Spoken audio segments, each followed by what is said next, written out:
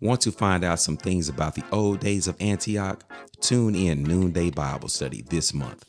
For the month of September, we start a special Noonday series titled We Are Antioch, discussing stories and lessons from our journey as a church. These midday sessions will be composed of panels of Antioch Fellowship members who have a distinctive perspective of this family of faith. These Antioch discussions will provide an acute insight of the history of this family of faith. In addition, will be a fun conversation about your favorite church. So please come and join us for these midday church conversations.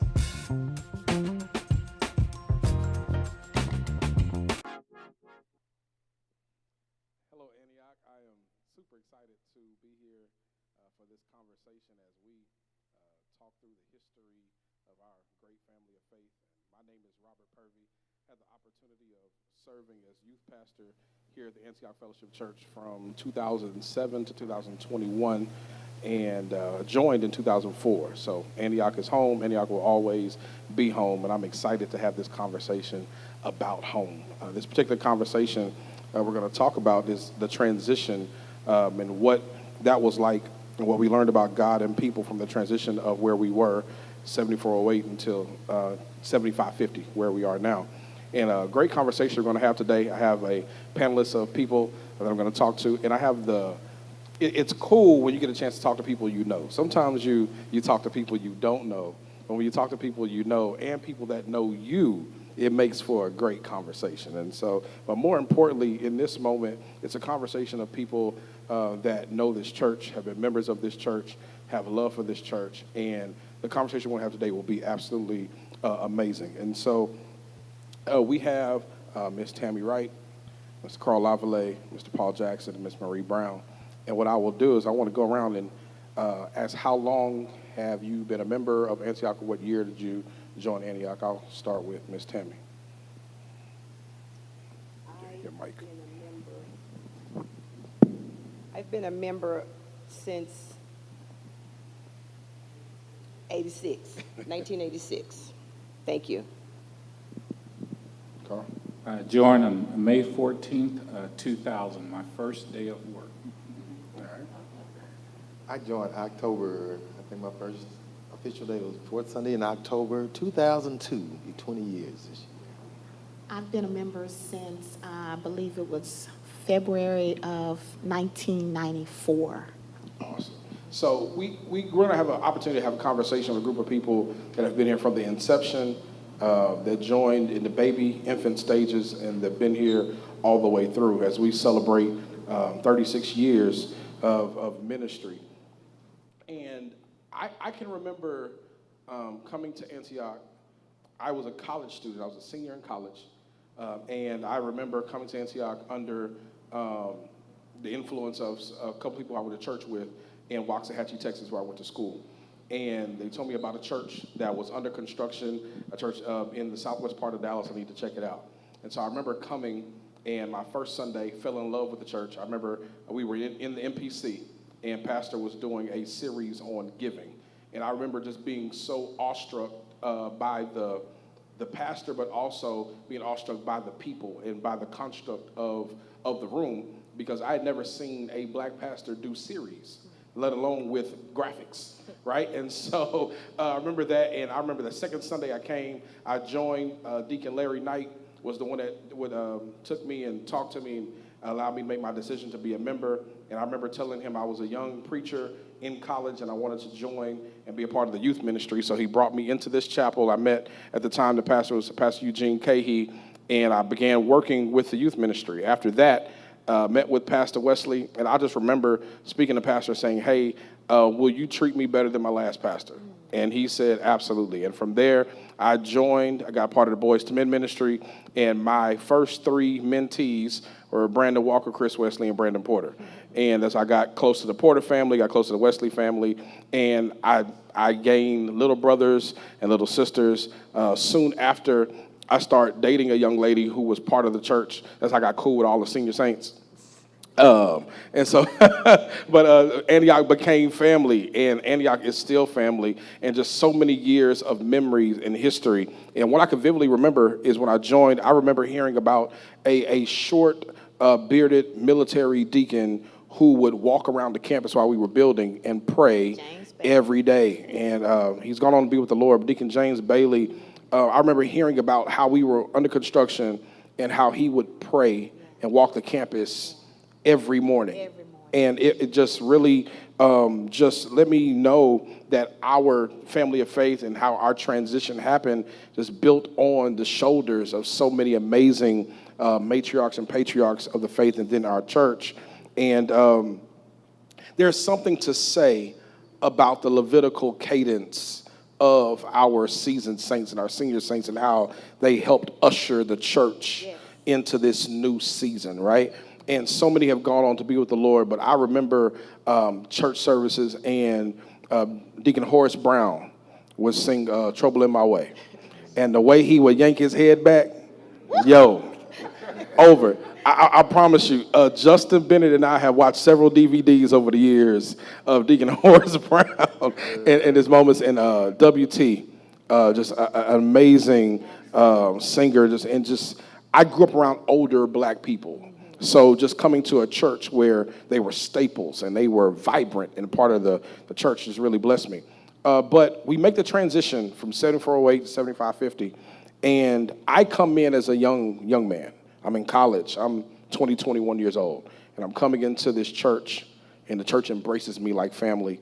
That was the age and stage of my life, and I gave a little snippet on my love and affection for the church. But what do you remember about that time of your life? What age and stage were you in when Antioch went through that transition? I came in right on the crux. I joined June 2004.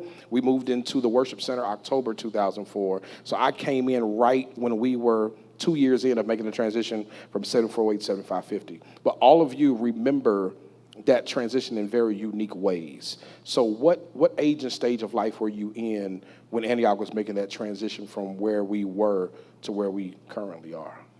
So when I came on, when we transitioned here to 7550, I had been on staff at that point for 6 years. My sons were teenagers, and they were active in the different types of the different ministries that was here for the youth. And that was really one of the main reasons my family joined Antioch back in 1994, was because there was so much going on for the children and the youth, and we wanted our boys to be well-rounded and grounded in the Word and in Scripture and around people who loved them. And so when we came, that was the main reason for us coming, so I could have something for those boys. But then I became a member of the staff in 1996.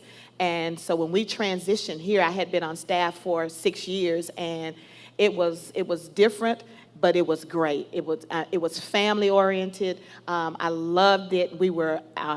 I was active in ministry, have been active in ministry since I joined. So it was a great time when we came here. And then you spoke of the senior saints and how they were just so had a big part in grooming us. And they were there to groom us. Brother Booker and Sister Booker, all of those individuals, they played a big part in our growth here when we transitioned.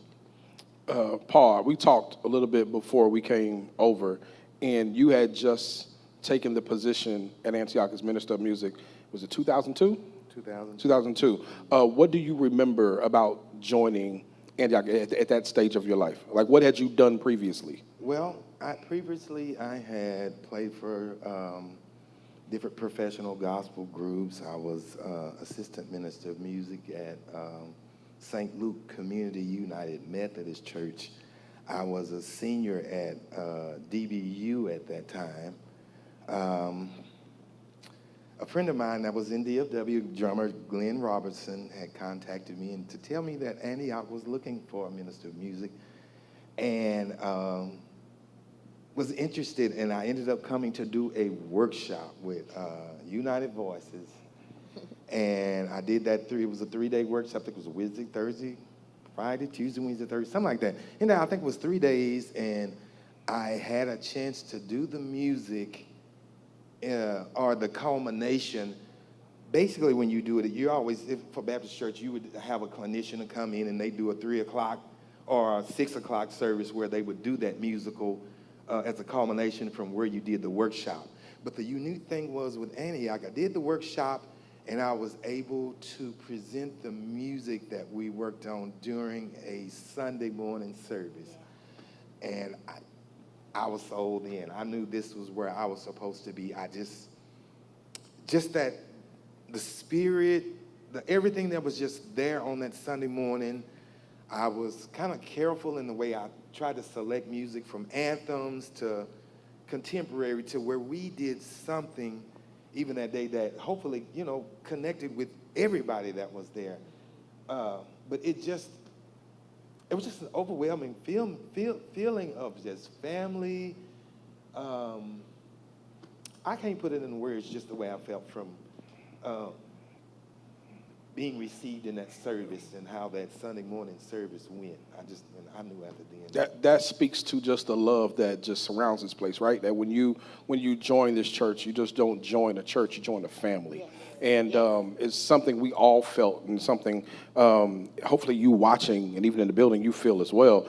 But Miss Tammy, I remember, speaking of singing, connected with Paul, when I came, I joined the choir. I was a young man. I joined the choir. I wanted somebody to see me. But when I joined the choir, everybody was older than me. Everybody was older than me. And so I was 20, 21. And I remember meeting Miss Tammy in the choir, but also me and Miss Tammy met because she was serving with the youth ministry. And I remember she would be getting everybody right, And so it's one of those things. But connecting with you, I realized your history with the church, and you had been here since the inception. So you've been with Antioch from the beginning. When we transitioned from 7408 to 7550, and we're growing, we're blossoming, and you're involved in ministry, what did life look like for you in ministry as we're growing, as new people are coming in, new people are joining, everything's happening, but you're a worker. You've been working in ministry, you've been involved in the church. What did that look like for you?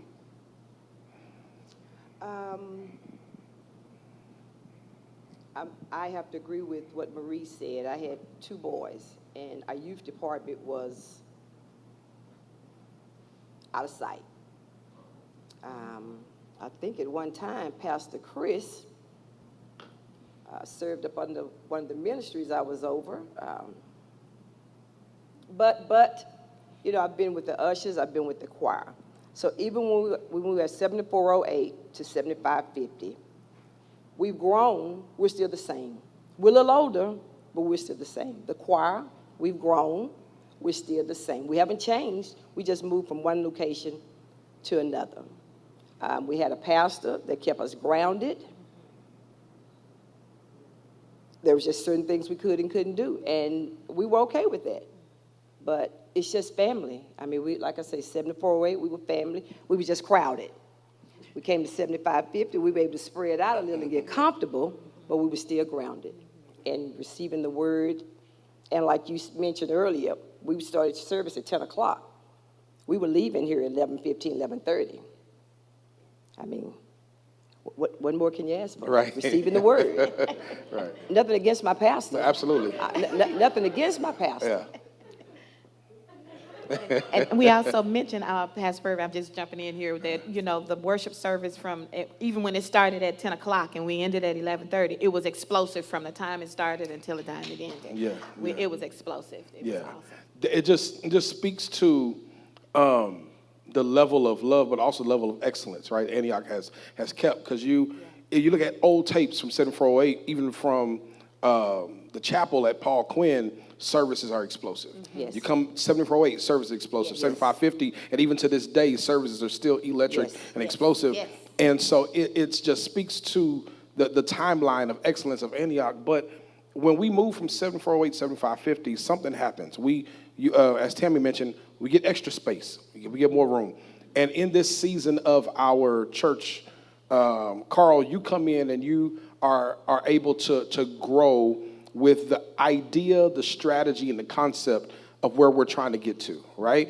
And we go from a smaller church building where we had 3 or 4 services, and each one of them are packed, to be able to come over to an area where we can have 2 services that are still full.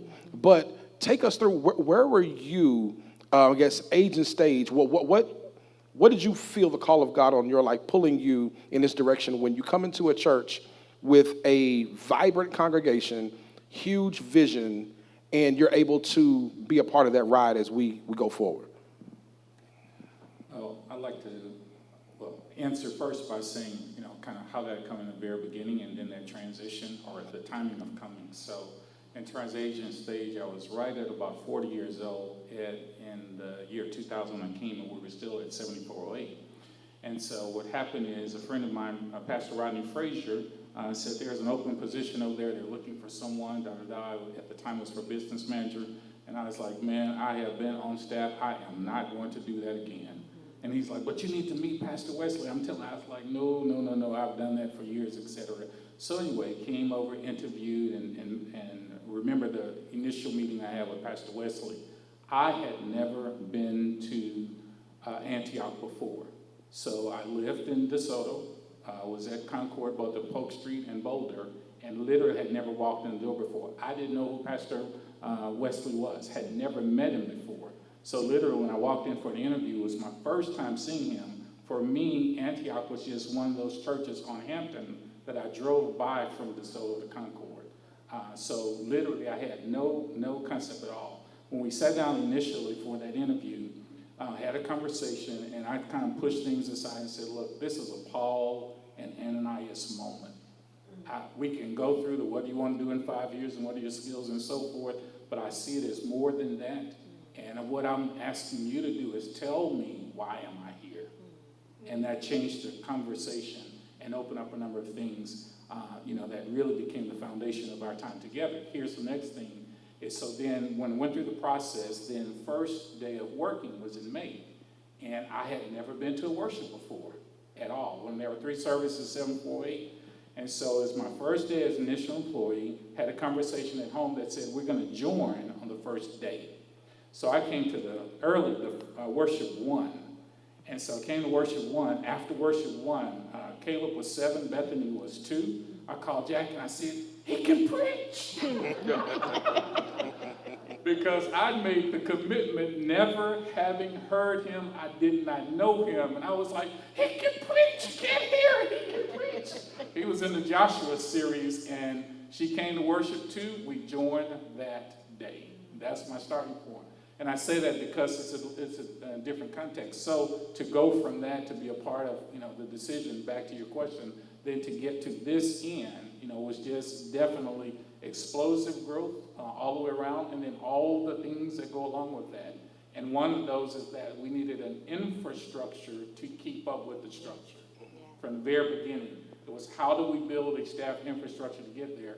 Last thing I'll say, so I don't take up too much time, one of the amazing things when you're on the inside and you make those kinds of changes, that said, Pastor, you now have to put a 0 behind every expense. What do I mean? $1,000 light bill is a $10,000. A $200 problem is a $2,000 problem. There's a 0. There's a cost differential that happens that people are excited about, but don't see the other side of what it needs to carry it on.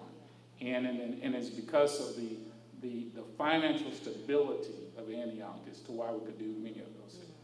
And that's a beautiful segue, because it's that infrastructure, that stability that offered me the opportunity to come on staff in 2007 and have a 14-year career here, and my paycheck was never in question. You know what I mean? It's just you don't hear, I'm telling, there's some stories about churches. But Antioch doesn't have that story. I mentioned that when I joined Antioch, I volunteered for 3 years before getting on staff, so really serving in the church, and I love serving here. What did ministry look like What was ministry like? We talked about what age and stage you were in. What ministry were you involved in? When we come over to 7550, when we're here at the time, 2002, we're in the MPC. 2004, we come to the worship center. In that 2-year period, 2002 to 2004, what was God doing in your life ministry-wise? What ministry were you involved in? And I'll start with Paul. I know you were a minister to me, but like, what did that look? What did ministry look like for you? What was the feel of it? What excitement did it bring to you being a part of that? I guess it was just the excitement of just looking at what we were going to experience next. I felt like I had, by that time, I always felt like the male chorus was going to be that hardest group, I guess, out of all the music ministry to... You found that to be true, right? Yeah. That male chorus was going to be the hardest one to kind of break through that shell or whatever when you're new. But it was like when those guys were just so accepting and was just ready for whatever was brought to them at the time, to where I think that it was the first time I'd been around just so many men who were doing something and in a place where they were excited and really wanted to be. You just didn't see that in the black church a whole lot. And again, that was just another thing to me that solidified that I was supposed to be here, I think, for me. Miss Marie, when I joined in 2004, I come into the MPC, and that's one of my first times ever seeing a church have a praise team. And y'all sounded amazing. And you don't just sing, you like sing, you really sang, you know what I mean? Like we had the pleasure of working together. I remember like walking in the copy room and like your hums bring heaven down. So I'm just saying, like, but what did that feel like for you growing with the church and being a part of ministry that ushered people into the presence of the Lord? What did that feel like? So now the praise team, we started at 7408. And so I was on the praise team there, but even when we came here, and I was sharing earlier in the class, C117, that when we were at 7408, a lot of times service was getting started and the praise team was still in the choir room. We was shouting and praising before we even got into the worship service, and then most of us was crying when we got there, but the praise and worship was, it was dynamic. And then when we got here to 7550, it just continued. Everything continued to just grow and to be explosive when it came to our worship time. It was so exciting. And, you know, there was a overhang there where we stood on the stage. But, I mean, the voices was just powerful. And it, you know, just resounded in the worship, in the MPC.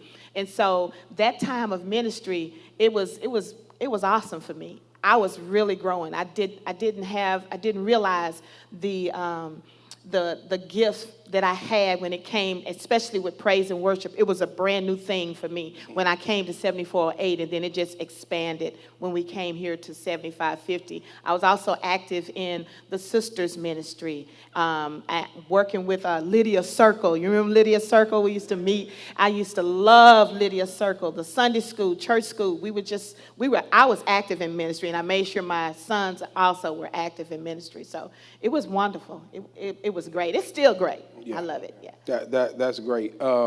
Miss Tammy, when I come on the scene at Antioch and I'm volunteering, I know you mentioned you work with the ushers and the choir and things like that, but when I come on the scene, I get a chance to work with you in the youth space, and I just saw your passion for excellence and making sure our young ladies were dressed right, our young men were presented well, and that just flowed over. Like when I came into the position of youth pastor, I inherited a legacy of excellence for youth ministry, right? And it's volunteers and people like you that set that foundation. Working in ministry, like what did that do for you as a member, as a person, being able to lay the foundation for young people and even young adults like myself, learning how to work in ministry? How did that help you or in your walk with the Lord at that time of your life? That, Pastor Purvis, that's some training that I received way back then. So it was taught to me, and I just felt like if I was here to work with you and assist you, I needed to just share with them what was shared with me. So that's probably how I got to the seniors ministry, because it was poured into me, and the seniors are still pouring it in. But we have today we have a different young person. So what we was pouring in then, we continue to try and pour in now. Yeah. But we got a different young person. Yeah. But there's still room for work. There's a different parent now, but there's still room for work. So I enjoyed it with the youth then, but it's the seniors now. Yeah. And I'm really enjoying it. But they're challenged, but I'm really enjoying it. One of my favorite seniors, Sister Audrey Dabbs, was working with the youth ministry when I came in. She gave me a book. When I first came in, she gave me a book, and she signed it, said, "This is my book, and bring it back." I never brought it back. I still got it. But but she was working with youth ministry, and just speaking to the passion that I think one thing we never lost in transition was just our passion and our heart for ministry. Although ministries grew, Marie, you were looking at a pamphlet that showed all the ministries we had back in the day and things that were connected. Over 30-something ministries, right? 60. So we've had a history and a lineage of just working in ministry, and everybody speaks to it. And Carl, you were a member, then you came on staff. But ministry-wise, where did you find your hand serving when we were in that transitional period? Right. Yeah. The joy of my life is to, in terms of ministry, was not what I did in the day-to-day, but it was a new members ministry because it was entry point. So what happened is after I joined, I think about 2 weeks after I joined, I didn't even get to attend a new members class because I was in all three services at 74-8. And Pastor came to me and said, "I've been doing it for this time, it's yours now." I was like, wait, I didn't go to the class. For a new member's graduation, he said, "Just come on down." So he came down and did a certificate and so forth. So for 9 years, as the entry point to all the other ministries and foundational, it's like seeing people as they came in, at different points in their walk and their story and what it means coming through the front door. Then to have that Sunday to Sunday engagement, literally, to serve. And even today, I can be in a grocery store and someone goes, "Pastor Lovely, you are my new members teacher." And that, just that touch point absolutely means everything. So I'm gonna take the conversation a little left and we'll come back right. Pastor Chris, I'm gonna need a membership card. I need to join. Cause I never went to new members any. I never went to new members either. So I need to rejoin today. Right hand of fellowship usher me in. But I can remember I came back summer of 2004. The Sunday I come back to Antioch, we are marching into the new sanctuary. I remember Pastor Wesley asking me to walk in with the ministers, and I'm in the front with the ministers, and I don't know who anybody is. I'd only met Pastor, right? And he ushers me in, we walk, and I remember walking around, we cut through the choir loft, and we come through the side door, and we walk in, and Greg Seals' United Voices are singing "Enter In." And I remember it so vividly. The lights are bright. It's that bright purple that's popping on stage. The choir stand is full of people. You walk in, and I remember Pastor walks up on stage. I'm on the front row. I look back, and I see a sea of people who are just excited, not just to be in church, but to be in this space. You can tell there were people who had given their time and their tithes, and to be in a space with other people who felt the same thing. It was just a beautiful feeling. It was so electric and powerful in that moment. I remember being a 21-year-old young man saying, I had never seen church like this, ever. And so the way Antioch was crafted, not just the people, but the place, you never seen it. I mentioned this before, that the way the worship center was built in 2022, it still looks relevant. I had never seen a black church with stadium seats. I had never seen it. Every black church I went to had pews, had stadium seats. I had never seen a black church with a mezzanine section. And so walking in this space, I'd never seen a black church with a lighting rig and a stage, and everything was just so excellent, the way the screens were. Carl, speak to this on the intentionality of making sure that our worship space looked different than anything we had ever seen. What was the thought and the heart behind that? Hard to summarize, but I will. That's a whole session. But I'll just quickly say that we were very intentional first in terms of engaging the partners who are architects, designers, and the general contractor. We were not looking first for, let's say, an African American company only, or even in terms of larger corporate or commercial builders. I was looking specifically for someone who had experience in church building and wanted to know who was the best. The company that built here built Prestonwood, if you would, and other churches across the country. And so then, as you said, many of the things we just kind of passed by are very intentional. I'll mention a few so we can pass the mic. One is just even in terms of coming through the front door to make sure that there was an expansive foyer.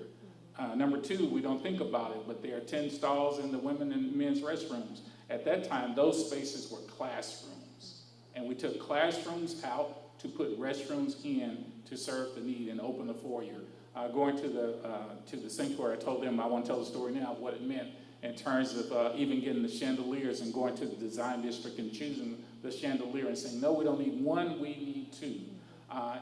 As you mentioned, in terms of stadium seating and the layout, even in terms of black box, there is intentional that there are no windows in the sanctuary that you would not see during that time. But that was intentional for creating that theater type experience within it. And others were not doing it at that time. Line array speakers, that is speakers that come down in a cluster rather than wrap around. We're the first African American mega church in the DFW area to have line array speakers. As I said, before Potter's House, before OCBF, before Concord, Oak Cliff, iBlock or any others, we were the very first ones. And many were like, you're gonna do what? In terms of that. So there are a number of things, or even having a studio space outside of the worship space. We speak to that first time of seeing the sanctuary. And we make the transition from 7408, a smaller, more intimate setting. Come to 7550, 2002, we're in the MPC. And I told you before, I remember seeing a sea of chairs, people on the balcony and the rafters. We moved from there to the worship center. Being members of this family of faith, what was your first experience in the worship center? Like, do you remember? For me, it was coming in, walking in with the ministers, seeing the lights, hearing the choir. If you can remember that day in October of 2004, what was your first experience or thought when you walked past those beautiful chandeliers into that door, the room opens up and you walk into it? What's your first experience? Wow. And you talked about the room being filled up to the top. I mean, the room was filled to the top. And I was sharing earlier in the class that they even had to still put out chairs. Some of the purple chairs, they had to go. And I think Carl was saying it was in the open spaces. They were still putting out chairs. But every seat in the sanctuary was filled with the extra chairs that was put out. And I was in the choir at the time, but after I got finished singing, I had to go upstairs to do points. So that's what it was like for me. But it was exciting to see so many people, and then just to watch Pastor and his humbleness, his humility, even as he graced the stage to preach. It was just awesome. It was wow. Yeah. What about you, Paul? About the same thing. All I could say was wow.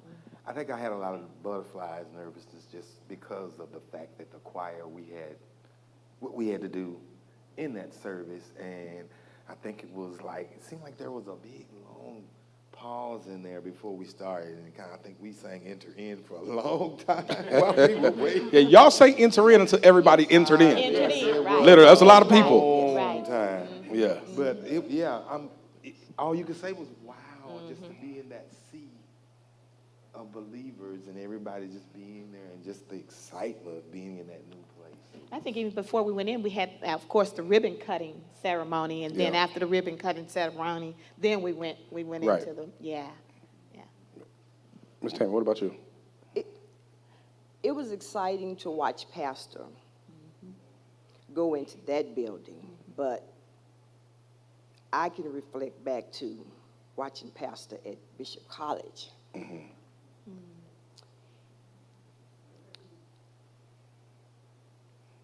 With in the summertime with big fans just going, so he's having to preach over this. In the wintertime, we're there shivering. So just that transition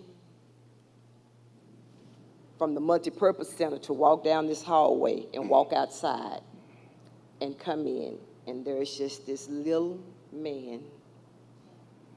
No, it didn't show no excitement. Was just ready to go preach. Yeah.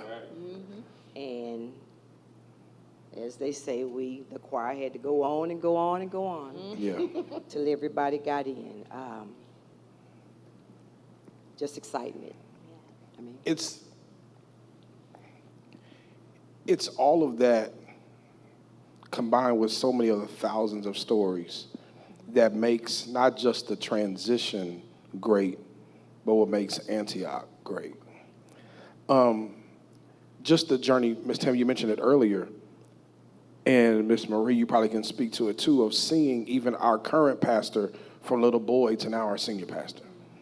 That journey, right? And so many other countless people that you've seen throughout the years and grow, and their kids have grown with your kids. And our church is so big. Some of your kids have married kids of people that you went to church with. It makes Antioch just a huge family. One of the things that I remember that we really grabbed onto was our big picnics on the church ground.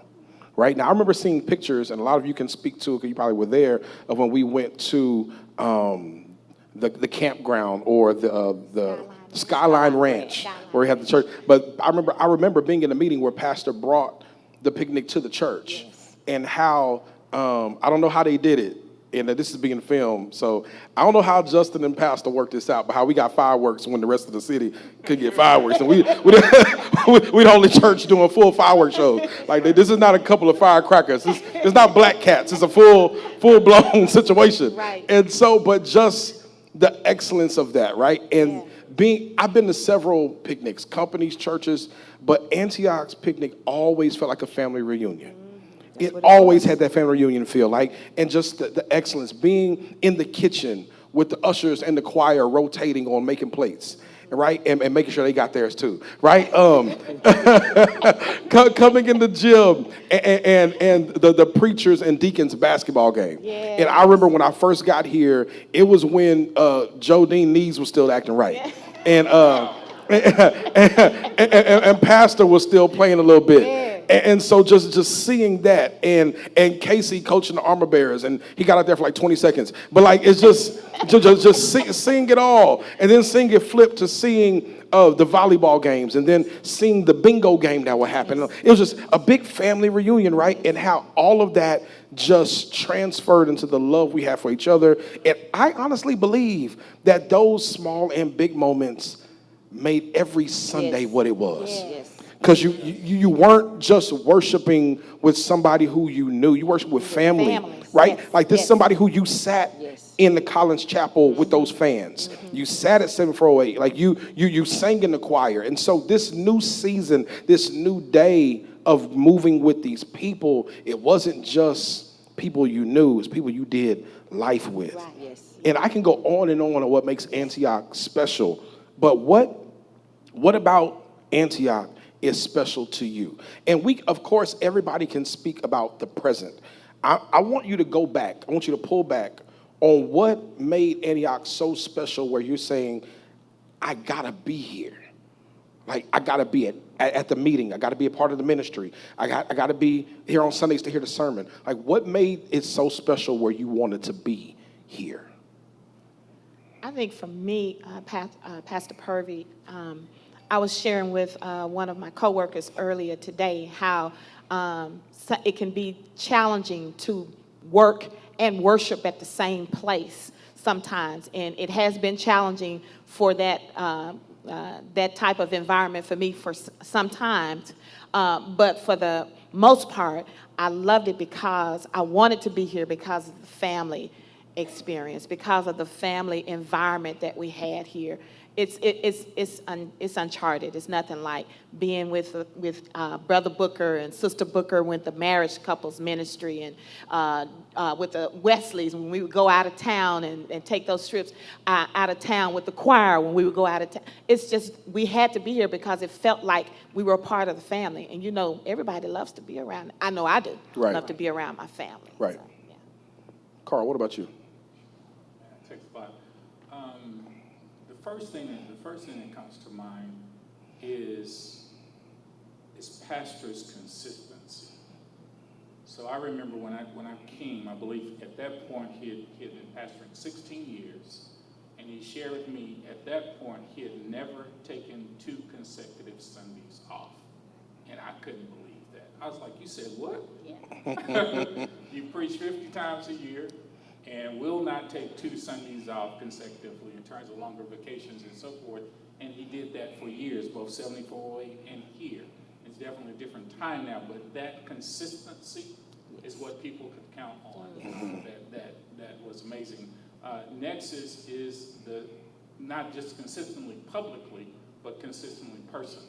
Mm-hmm. You know, just both in his decisions, things that he would do, and even what you just mentioned, that he wanted to see all of that happen, and that was really the foundation. Mm-hmm. What about you, Paul? Man, it's so many things. But going back to pastor, I think for me, was one of the biggest things I thought about him was when I first had to play for a funeral, and we had a repast. Yeah. And see pastor have on a apron. Yep. And the pastor of the church was serving a family. Yes. That did something for me. Yeah. And then I think even after that, it's just so much of pastor spirit was in the church. And I really felt it when I lost my brother and when I lost my father. And I couldn't hold back the tears. I'm doing it again now. It's kind of embarrassing, but it's just what it is. No, it's emotions, feelings are good. It was family to me. I mean, Yes. Antioch, if nothing else, this church has felt nothing but family. Yeah. Throw everything else aside. It's just been Yes. family Yeah. to me. Yes. But the way Antioch showed up and would feel other churches, like it was more of Antioch than it was members of the church. Like both of those funerals, there was more of Antioch than anybody in both of those funerals. Yeah. Yeah. Antioch took up like a whole side of one. Yeah. It like when it was I think it was my brother's funeral, was that we had it at the biggest Anglo church, I guess you could call it. Antioch took up, I know, a third at least of that church by themselves, just there for support. And then of course with my dad, we were at my smaller church where I grew up. But it's just been family, that support. I mean, I can't ever remember a time more feeling like I was really in a family-oriented place. That's so true. And I'm sorry, I had to jump in on that, especially with the funerals and everything. I remember losing my mom and my brother. Well, I lost my brother one day, and then a couple of days later, lost my mom. And I remember when we had to have their services, we had their services together. And I remember Pastor calling Pastor Perry asking, "What does Marie need?" And Pastor Perry told him, what was going on. He made sure we had everything that we need, and then said, they can't go to the funeral home. They need to have the service here. And so we had the service of both my brother and my mother together here at Antioch. And again, the family, the members showed up, and it was just, he's always there. I remember when I lost my father, and we had his service, of course, at the funeral home, but Pastor Carey stood at the back door the entire time, making sure we were okay, had the ushers on board, making sure, we had everything we need. He took care of us. He took care of us. Go ahead. So back to Paul and back to Marie. I have people to this day that said, I've never known a pastor to put on an apron Yeah. and serve a family. Yeah. And if that's not family, I don't know what is. I mean, they say we're a mega church, but we're a small church, Family make a Yeah. family, Yeah. heart. And it started with our leader. Yeah. So, It's when I walked through, hadn't been home in a while, and I saw the DNA of Antioch on the wall. And when you see how currently that DNA is being expressed and being shown of who we are, the beautiful part about it is it comes from the vision of the pastor who is the son of the pastor. And you just see the flow of excellence and family throughout the years, right? And I say that because so many times when churches speak of their history, presently they have to think through somebody who is not a part of their family, who comes in and tries to lead them or be a part. But Antioch's story is different, where even now, presently, we're still being led by family. You still come and see family, right? And it's just a beautiful thing on what makes Antioch special. I think everybody said it's not just a church, it's a family. So I'm gonna put a plug here. If you want to join this church, you're not just joining a church.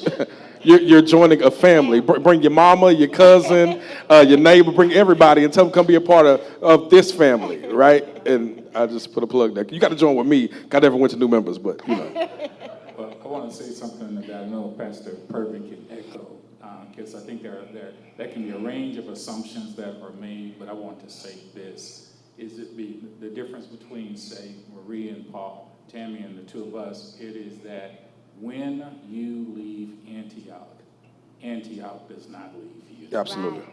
Yeah. Absolutely. Know for sure. Yeah. Yeah. Know for sure, Antioch does not leave you. It is a part of the day-to-day, literally DNA, the Yeah. day-to-day that is always with you. Yeah. The fictional movie has a realistic phrase. A Wizard of Oz, when Dorothy said there's no place like home. No place like home. Right. It's a reality. Yes. The Lord has allowed me to work at another church, go across the country and preach at other churches. When I tell you, hands down, there is no place like Antioch. You're right. From everything we've talked about Yes. to even more, right? And I'm talking about the conversations you will never know about. I'm talking about senior saints that love you enough to pull you to the side and talk to you in love. I'm talking about a pastor who didn't have too many words but had a great memory, right? And would remember everything. And we talk about special, we go back to pastor. I remember one time pastor came by my office, and I never thought about it. He sits down, and I would make sure, in order to make sure he sat down for a while, I had Pepsi in my refrigerator. I was to make sure he stayed for a little bit, right? And so he gets his Pepsi, opens, he sits down, and he says something, and it shook me. He says, "You don't talk about your little brother enough." I looked at him, and I said, "Huh?" He said, "I hear you preach, hear you talk to the kids. You don't talk about your little brother enough. That's your testimony. You need to talk about that more." I'm like, how did you even know? He paid so much attention. Yes. And it speaks to that family aspect. When you're part of a family, family pays attention to you. And they know what you're going through. They know when you hurt. I know you guys have countless stories of not just the church showing up to those funerals, but weeks and months after, the calls you get, yes. the cards you get, asking how you doing, and actually caring about it. That's what has made Antioch special. It goes back. That transition was from a building to another building and another space in that building. But the one thing that didn't change was the people. Yes. Place may have changed, Yes. but the people never changed. Absolutely. As we descend this conversation, I'm going to ask this question. I want everybody to answer before I close us out.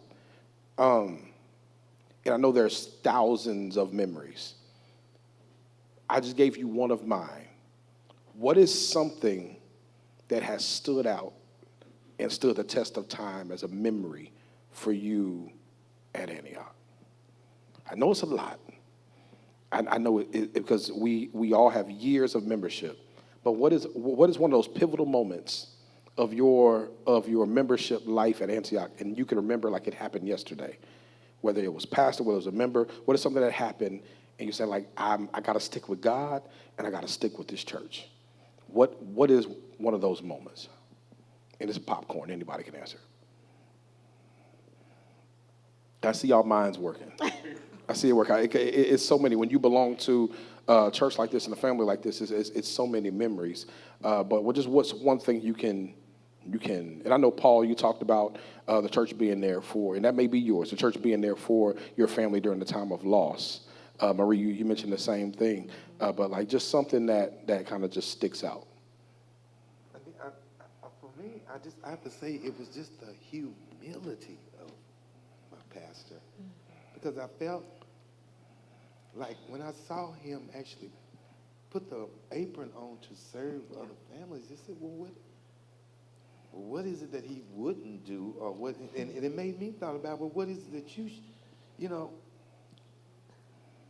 It's hard to put into words, but it's just the thing of being the humility thing. If I could see the leader of this church do some of the things that I saw him do, it always kept me grounded as to who I was and the things that, when it's time for me to do the work that I need to do. And remembering, when you can see somebody in his spot, being as humble as he is, doing the things he did, that, what a great example. I couldn't, can't think of a better example.